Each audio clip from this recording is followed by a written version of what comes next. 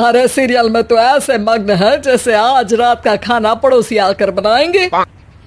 मुझे पता ही नहीं था आपने अपने बेटे की शादी पड़ोस में भी की हुई है। हैं? मतलब? मतलब इस घर में सारा काम बहू ही करती है, आप तो सिर्फ खर्राटे मारती हैं। अच्छा जी, फिलहाल तो तुम आराम फरमा रही हो, चलो जाओ, ये मेरे टीवी देखने का समय है। आहा, इसीलिए मुझे भगाया जा रहा है। सॉरी, अब तो बिल्कुल नहीं जाऊंगी। प्राची की इस बात पर दोनों सास बहू के बीच टीवी रिमोट के पीछे बच्चों जैसे छीना झपटी शुरू हो जाती है, जिसके बीच श्लोक भी काम से घर वापस आ जाता है। आज मेरी चूहे बिल्ली की जोड़ी किस बात पर झगड़ रही है? अरे तेरे बीवी मुझे टीवी ही नहीं देखने दे रही। अरे तुम्हारी मम्मी मुझे खाना बनाने के लिए फोर्स कर रही है। अरे वाह, ऐसे बेतुके रीजन पर तो बच्चे भी झगड़ा नहीं करते। अरे मुझे कुछ मत बोल, सब इसने ही शुरू किया है। हाँ हाँ, जैसे आप तो बहुत दूध की धूली है ना। अरे बस, दोनों चुप। प्राची जाओ, खाने की तैयारी करो। और माँ तुम छोड़ो, तुम्हें क्या बोलूं, शांति से अपना सीरियल देखो, मुझे दोबारा लड़ने की आवाज सुनाई नहीं देनी चाहिए। ऐसा बोलकर श्लोक वहां से चला जाता है, जिसके पीछे पीछे प्राची भी कुछ न कुछ बड़बड़ाते हुए रसोई में चली जाती है। हाँ हाँ, सासू जी को तो कुछ बोलेंगे ही नहीं, बस मुझ पर ही हुक्म चलता है, खाना बनाओ, जैसे मैं इनके घर में खाना बनाने के लिए आई हूँ। इसी तरह शाम बीतती है और रात को श्लोक और प्राची की सास खाना खाकर सोने चले जाते हैं, लेकिन प्राची गुस्से में कुछ खाए बिना काम में ही लगी रहती है। इस घर में किसी को घंटा फिक्र नहीं पड़ता, मैं खाऊं या भूखी रहूं। प्राची कुछ देर के लिए रसोई से बाहर जाती है और जैसे ही वापस आती है तो वहां दूध का भरा ग्लास देखकर हैरान रह जाती है। फिक्र पूरी है, बस दिखाना नहीं है। प्राची दूध पीकर सोने चली जाती है और अगली सुबह एक बार फिर सास बहू का कार्टून नेटवर्क स्टार्ट हो जाता है। ये तुमने ही किया है। अरे अजीब जबरदस्ती है, मैं बोल रही हूँ मैंने कुछ नहीं किया। दोनों ने मिलकर पूरे घर को पागल खाना बनाया हुआ है।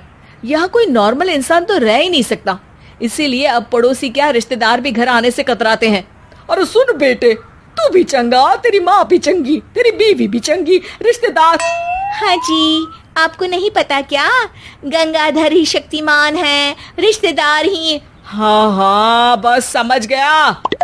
कभी जानवरों जैसे लड़ेंगी तो कभी जुगलबंदी करेंगी।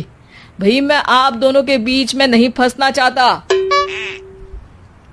सास बहू की इस मनमौजी जोड़ी से परेशान होकर श्लोक अपना सिर खुजलाता वहां से चला जाता है।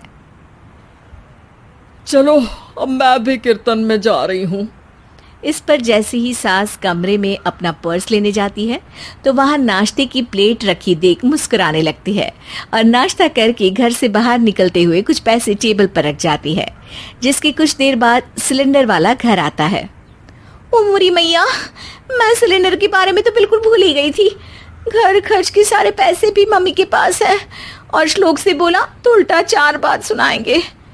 प्राची ये सोच ही रही होती है कि अचानक उसका चेहरा चमक उठता है और वो घर में आकर इधर उधर देखने लगती है। तभी उसकी नजर टेबल पर रखे पैसों पर पड़ती है, जिन्हें वो सिलेंडर वाले को दे देती है। ये सब श्लोक देख लेता है।